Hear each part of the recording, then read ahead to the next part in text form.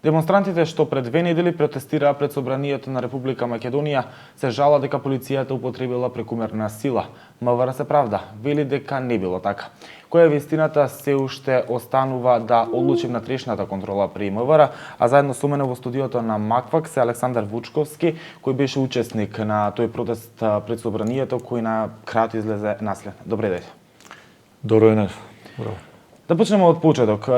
Вие сте повреден, практично, како што велите, не сте давале отпор кога полицијата ве апсела, не сте ги нападнале, но имате 2 скршеници на коски, на плешка и на дланка. Како траеше целиот протест за да дојде до вакви повреди кај вас? Заминав на протест во недела вечер, мислам дека беше, како и многумина таму. Значи, јас лично заминав со уште еден пријател со намера мирно да протестирам против срамниот и поразителен договор што се потпиша претходно. Користејќи го тоа уставно загарантирано право, отидовме со поголема група во Жена парк, каде што буквално мирно протестиравме, стоев мирно со знаме државно во мене и ништо друго. Имаше на група искрено некои 20 до 30 на луѓе кои беа така малце по агресивни спрема нас, но и спрема полицијата. Маваа со одредени предмети и јас заедно со уште некои луѓе од страна ги смирувавме. Дури влеговме во конфликт со нив, обидувајќи ги да престанат со тоа. Сепак тоа е наша полиција, тие луѓе таму се по наредба и така натаму. Нормално не послушаа, некои од нив се тргна, некои продолжија и така натаму. Сето тоа после се расчисти. Полицијата, единицата ЕБР доби команда, предпоставам, за пробив, односно за напредување напред. Пред да стигнеме до моментот кога ЕБР добила команда за пробив кон вас, дали во тие моменти имаше напад кон полицијата? Дали полицијата беше удирана со разни предмети? Значи, од онаа група, од оној дел ние кај што бевме таму, не. Беше од страна замавнувано спрема нив со одредени некакви петарди или бакли, не. Меѓутоа со камења, со некакви предмети, некој од нив поединечно имаше. Точно. Јас не ни стигнав до собранието. Ние дојдовме до Жена парк само, зашто веќе имаше поставена на линија, би рекол така, еден кордон, каде што, меѓутоа, тоа не беа, се замавнуваше спрема нив, меѓутоа, ни оддалеку не беа они во опасност. Тоа беше мала една група од 20 на луѓе, кои многу успешно сето тоа они се бранеа од тоа и така натаму. Ние се обидувавме тие да ги смириме. Толку блиску и толку транспарентно што неколку службени камери од страна на полицијата го фатија тоа. Значи јас сум на нивните службени камери како се расправам, буквално се расправам со дел од тие неодговорни демонстранти, би рекол, што ја провоцира, како ги убедувам да престанат да го прават тоа. Тоа траеше некои 5-10 минути и понатаму ние останавме мирно да стоиме, да извикуваме само УА и Македонија и да вееме со знаме. Тоа беше нашиот единствен греф. Кога трнаа на кај нас, нормално, некој се разбега, јас решив дека тоа е јавен простор, моја земја и едноставно не се трнав, како што се само стоевме, меѓутоа во ниеден момент ниту замавнав спрема полицијата, ниту фрлив камен или шише, ниту вербално ги навредив, ниту ги било што со што би покажал непочитување или агресија спрема нив. Како што трна, буквално тие неколку луѓе што бевме тука, вклучително некои постари жени, помлади девојки и така натаму, буквално не прегазија, значи преку нив, удирајќи не со палки, и понатаму нормално, секој како што знаеше, се снаоѓаше лево, десно и некако се тргнавме од тоа стампедо, би рекол, и буквално продолживме напред. Па да, знаете, почна да боли. Буквално тргнал ни на кај нас, ние останавме на место, не прегазија, почна тука ударите.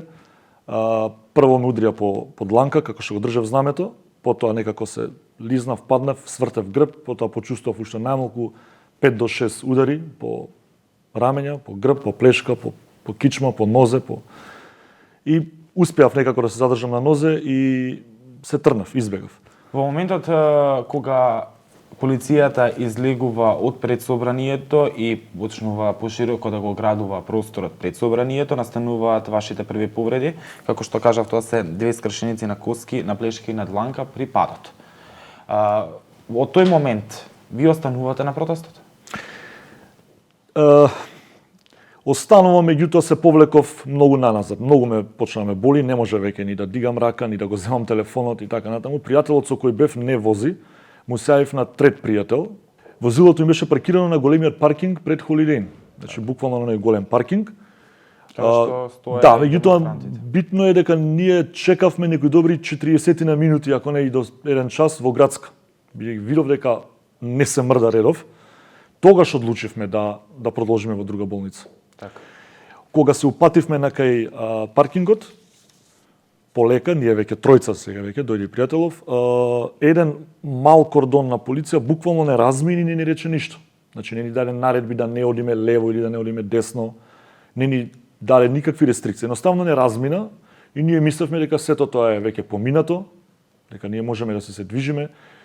Да, одамна веќе ние не бевме дел од толпа, како што велат тие, или група. Значи тоа се случува после 2 часа. Друга група на полицајци од самата улица, од правецот на ГТЦ, буквално се стрча на кај нас. Колку мина? Во цел 10-15 луѓе. Зборуваме за полицајци или зборуваме за припадници на ЕБР? Припадници на ЕБР, истите тие. Каде што буквално се стрча на кај нас, фатете ги, држете ги, да не бегаат. Ние се упатувавме на ке возилото, не ни бегавме. Почнавме тука и сега, знаете, трчаат на кај вас некој, инстинктивно малку ќе се повлечете на страна, меѓутоа не трчавме, не бегавме. Еден од двајцата со кој би со мене е инвалид, тој куца, тој да сака не може да трча. Буквално дојде околу нас, не турнаа на земја. Јас почнав да се дерам, оставете не си одиме дома, што правите? Пријателот инвалид, оставете го, не го туркете. Ме турнаа на земја, се обиде тој да ми почна да ми става лисици, не давав никаков отпор, дури му помогнав малце, имаше проблеми со лисиците, полицајецот, некако не се затвараше изгледа, тоа втората лисица. Дотека само зборев, а меѓутоа главата ми беше буквално на асфалт. Рацете ми беа позади грб, не давав никаков отпор, не знам од кои причини, дополнително изгледа да се осигура, буквално ми набута солзавец во лице. Значи буквално вака на 20 сантиметри, целото лице ме печеше, да, во уши ми навлезе, во ноздрави, во уста, низ цело лице. Комплетно непотребно, затоа што не давав ни отпор, ни ништо. Освен што го прашував што правиш и зошто ме апсиш. Зошто ме апсиш? Упорно тоа го повторував. Одговорија? Не, молчи само. До ден денес знаете зашто сте апсен? Па не знам. Предпоставувам дека тие ќе речат по член 384 учество во толпа. Меѓутоа, ако ме обвинат за тоа, ќе треба да го докажа тоа. Проблемот е што нема да може да го докажа тоа, затоа што при моментот на апсење не бевме дел ниту од група, ниту од помала, ниту од поголема група, а камоли од толпа. Почковски, кога ве апсеа, практично вие веќе ги имавте повредите. Да. Не знаевте дека имате скршеници, но имавте повреди во секој случај. Предпоставував, болеше многу. Ве однесува во која станица? Во станица Пролет, мислам дека се вика, таа е таму кај. Таму останувате 24 часа како притворен? Да. Полицајците во полициска станица беа коректни, ни понудија да повикаме некого, онака како што се следува по закон. Јас исто така не повикав никого, мислам излезавме за саат 2. Ми понудија медицинска помош, зашто видеа дека сум повреден, и таа ја одбив на почетокот, меѓутоа потоа ја прифатив. Бидејќи мислевте дека мислев дека ќе излезам за саат 2, па ќе си одам сам, меѓутоа кога видов дека ќе заглавам, почна да боли ова многу и си ја побарав поврат. Со полициска придружба ме вратија во градска, овој пат беше празна веќе, и ме снима, значи рентгенски снимки направија и дежурниот лекар ми издаде потврда, односно извештај од специјалист, дека со овие две дијагнози, дека имам 2 фрактури, едната е на она како што пишува, нели? Така. Тука пишува дека пациентот е повреден при удар со пендрак. Да. Дека има, да кажеме, удари, односно скршеници на десната шака, предпоставувам, и на третиот прст, исто и така на левата скапула. Скапула, тоа е лопатка. Прашав што е процедурата, рекоа ќе дојдат инспектори да дадеш изјава пред нив. Дојде инспектори, дадов ми исказ пред нив, го опишавме случајот како сега пред вас. Инспекторите исто така беа доста, би рекол, коректни, професионални, тука немам замерка. И рекоа дека понатамошната процедура е дека сето тоа ќе оди до јавен обвинител, дека тој ќе решава дали ќе се поднесе обвинение и дали ќе не пуштат пред законски дозволениот рок од 24 часа. Не знам, искрено, не бев само јас соопсен.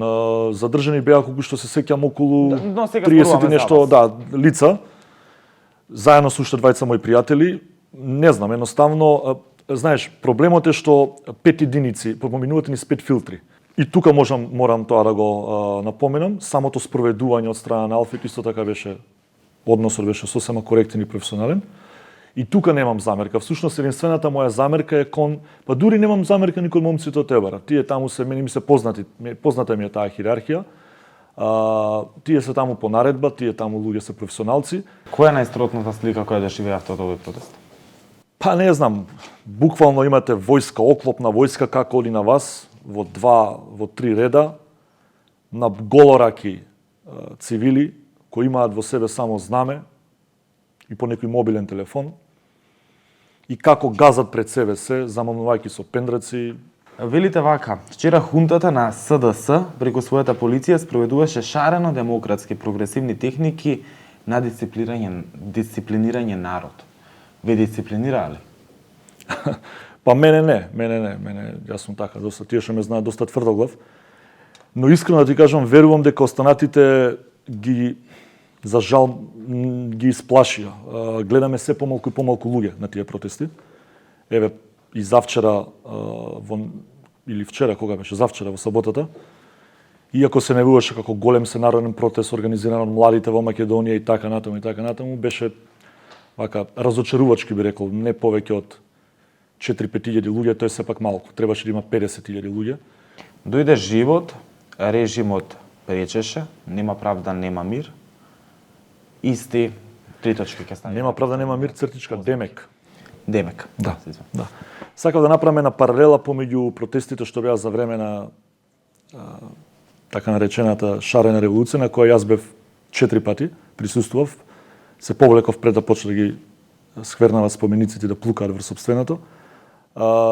Сакав да направиме на паралела затоа што истите тие луѓе, истите протагонисти, истите интелектуалци, новинари, пријатели мои кои ги знам и така натаму, се жалеа тогаш на политичка бруталност, се жалеа тогаш на ги повикуваат дури единиците неборе да ја напуштат, да ја фрлат униформата и да се придружат на народот. Тогаш беше политичка бруталност. Сега е тоа истата полиција, патем. Тоа полицијата не е смената, само командантите, старешините се различни, а богами и цивилната команда, односно збориме по вертикала, се до министрот. Сега најнаш полицијата треба да спроведе јавен ред и мир. Реакцијата е оправдана, реакцијата не е прекумерна сила и така натаму.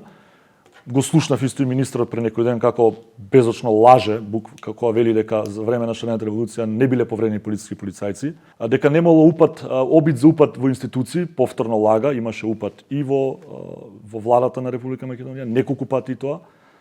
Така што имаше упад за време на шарената револуција, имаше обид за упад во влада, тоа. Обид или упад во влада? Обид, имаше обиди за упад. И како завршите протест, дали се сеќавате? Заврши исто така со многу повредени и демонстранти и полицајци. Да. Имаше ли таму полициска бруталност според вас? Полициска бруталност сега не бев ја баш на тој протест, не можам да знам. Сте ги гледале гледав снимките. Сите оние мирни демонстранти што беа уапсени, вклучувајќи онаа девојка, вклучувајќи и нападнатите студенти во библиотеката, мислам дека беше. Така. Сето тоа е политичка бруталност, секако. Ќе се надоврзам, протестот беше против промената на името и против договорот за Грција. Да. Вашиот став, еве, учесник бевте на демонстрациите кои беа пред собранието. Срамен, лузерски, поразителен, самоуништувачки договор и така натаму. Па има многу таму причини сега, ако сте ги читале. Самите членови, англиската верзија, самите членови каде што буквално ние не сме ни ословени со име, туку со страна. Самите членови каде што буквално ви се менува и придавката. Знаете така зашто е, бидејќи имаме договор претходно од Букурешт, каде што ниту Грција не се споменува како прва страна. Да, меѓутоа они се споменуваат по име, по уставното име Hellenic Republic, а ние како само страна. Понатаму придавките се сменети сите. Значи не е точно дека останува македонски. Туку еве гледате дека има примери веќе во сами интернационални институции каде што веќе сме северно македонски. Се откажувате од топонимите, се откажувате од историјата. Македонската историја не е само од 6 век наваму, туку е симбиоза на се она што се случувало од 2700 години па нааму на Но- овие простори. Но Така сепак, што тоа е симбиоза. кога што знам, посебни групи на историчари ќе работат на историјата понатаму. Да, и Последниот, ќе ни последните диктираат изработи. како што ни диктира комисијата со бугарски историчари. Ќе ни диктираат што да останете. Вие веќе во вестите нема да можете на временска прогноза да викате дека во Солун е 25 степени, туку во Тесалоника, дури не е ни Тесалоники, затоа што звучало словенски, односно македонски. Ќе барате ли одговорност, бидејќи како што имате право да протестирате, имате право и да бидете обештетени доколку неправедно сте нападнати и при тоа се здобиете со повреди? Не знам, се уште се консултирам со некои адвокати.